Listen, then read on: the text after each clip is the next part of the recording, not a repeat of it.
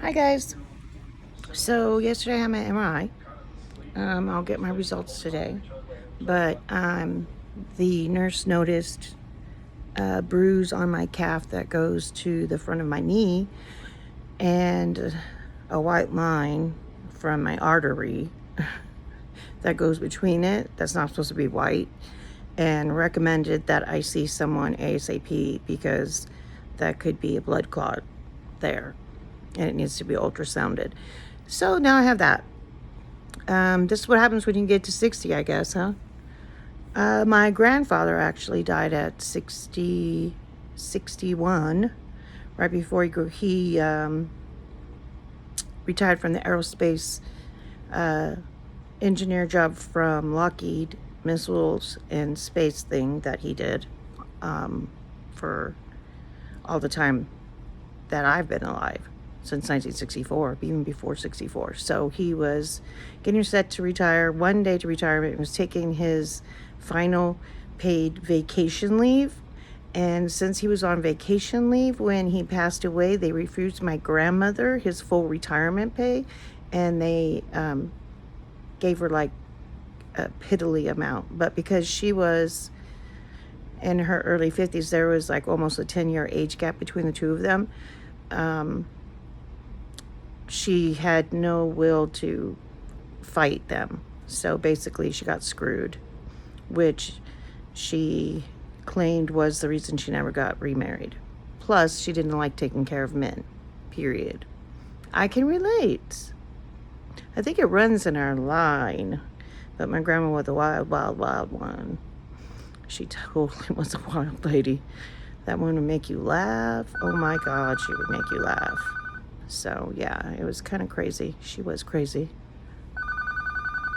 She was very crazy. That's my landline. I know we still have a landline. Look, it's a red phone.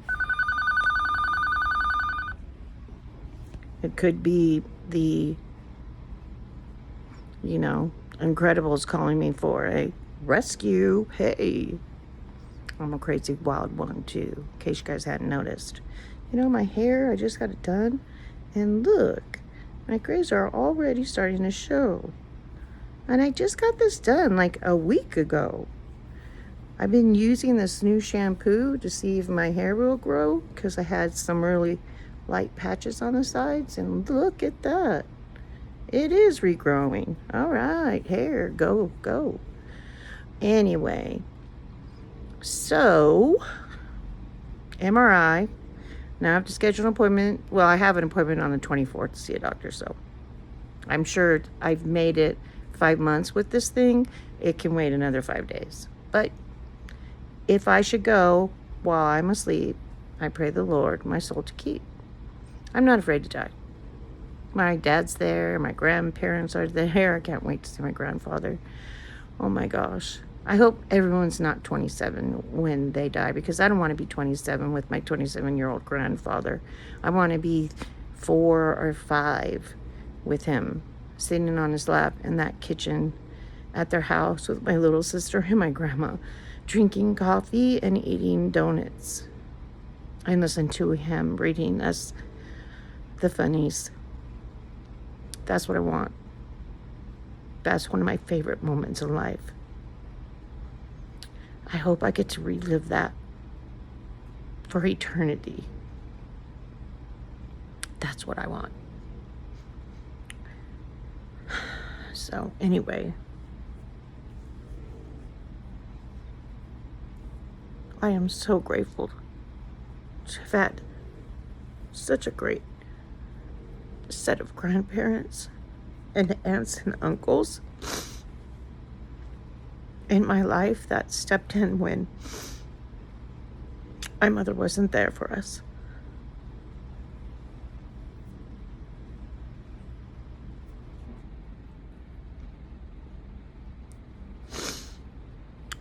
I miss those early days when I was always happy.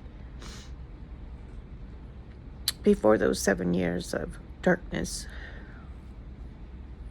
No child should have 7 years of wanting to die in their sleep.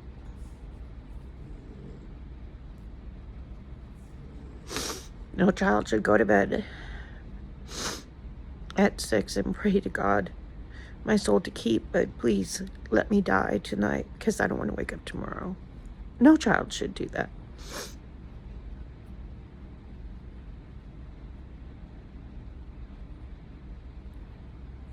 No child.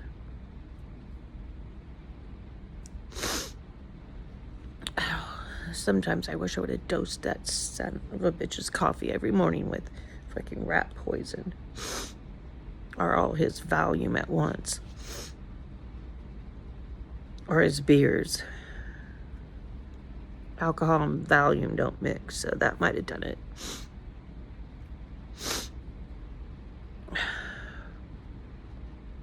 God, awful memories.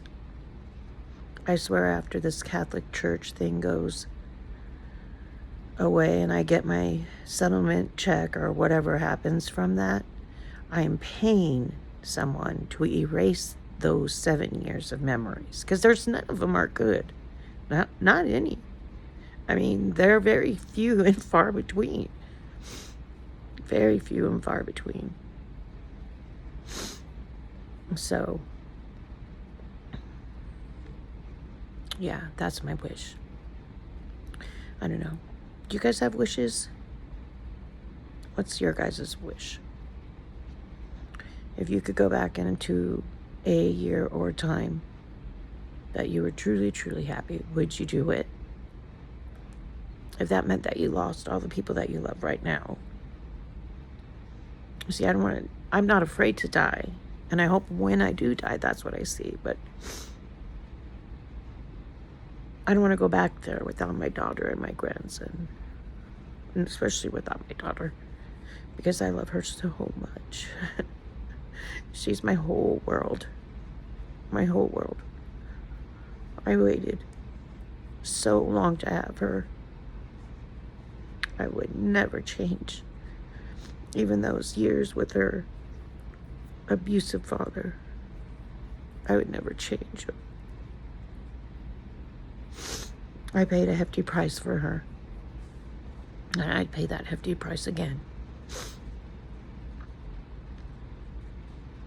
And in reality, those 7 years, if I had to do it over, I would, because I saved my little sister from that son of a bitch. So that would have been another hefty price that I would be willing to pay. Anyway, I'm sorry to get emotional. That MRI really messed with my brain yesterday. I hate those things. I was so claustrophobic, and I even took a Valium. I came out in a severe panic attack. If I hadn't got through the last one, I was almost going to push that stinking thing. But because I knew it was the last set of pictures, I just said, keep calm, keep calm, keep calm, keep calm. So, yeah, when they took me out of that, they could see.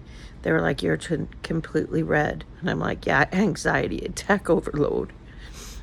And so the gentleman that took him said, just lie here for a few moments and then we're going to help you off this table. Because those tables are awful. God, those tables are awful. They hurt so bad. My back hurt so bad that I just, oh my gosh, was just awful, awful, awful. So, today is going to be a bad day. It's going to hurt. It's definitely going to hurt. What the hell is this stuff? I'm looking at TV.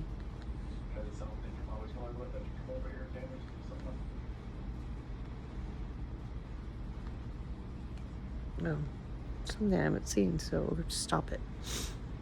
So it's getting to a 10-minute, and I've been having problems uploading my videos lately, so I'm just going to keep it short. So peace out, and I hope you guys are all having a wonderful day.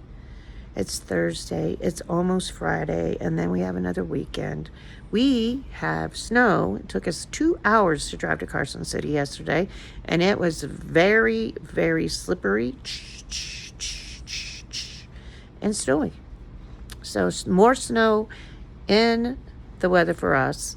So peace out, and please, people, if you're here about the avalanche up there on Donner, and the people that were trapped in their vehicles, please pray for them. Some people lost their lives, and pray for their families. Pray that it was fast. It was, just pray for them, okay? Because being buried by an avalanche of snow just is mortifying. It'd be like my MRI, me being stuck in that tube forever. Like, it was warm in that tube, but in that snow it was freezing cold. And the people that did make it, they had to shelter in that freezing cold and try to find their friends. I pray for them, because it's just going to be a long process of families mourning, and let's pray for their families too, because sometimes when the good Lord calls you and it's your time to go up, you don't get to choose how you die. Let's hope that it was fast and they didn't suffer much. I know that's a horrible thing to think, but sometimes it's just, some of these ways that people die is horrific, and I wouldn't want to be. I pray to go in my sleep, like, or that massive coronary that took my grandfather. They said he felt nothing, maybe a sudden pain in his chest, and then he was gone.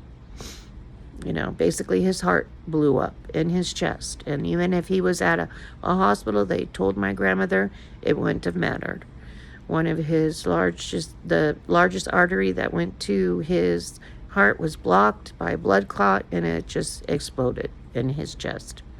So if we all got to go, let's pray we go in peace. That's all we need to keep praying for, is that when it's our time, we go in peace. So peace, you guys. Peace out. I love y'all. Have a great day.